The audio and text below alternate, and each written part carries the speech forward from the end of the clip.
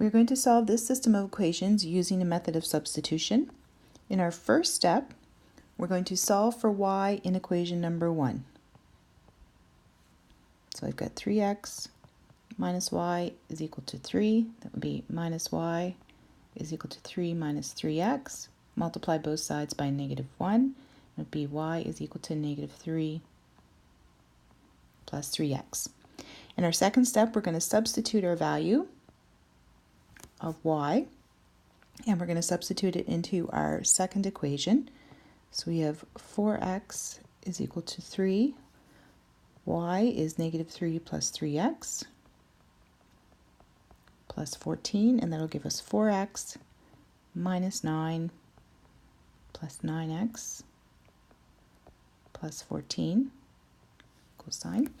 So we're going to bring 9x over to this side, and that will give 4x minus 9x, so -5x is equal to -9 plus 14, and that'll give us 5.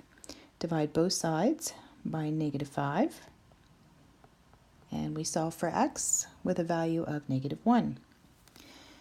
In our third step, we're going to take that value of x is equal to -1, and we're going to solve for y by plugging it into our equation from step number 1. So we have y is equal to -3 plus 3 times -1, which is equal to -3, -3, and y comes out to be a value of -6. And our final step is to check the values that we have of -1 and -6 into both equations. In our first equation, we'll substitute x is -1 minus -6 equal to 3. That'll give us -3 plus 6. -3 plus 6 is indeed 3. So it works in our first equation.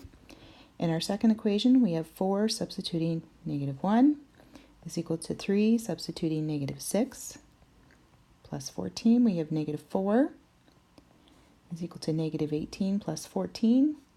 And both of those sides are -4 as well, so it works in our second equation. So we can conclude that our value of -1 and -6 is the solution.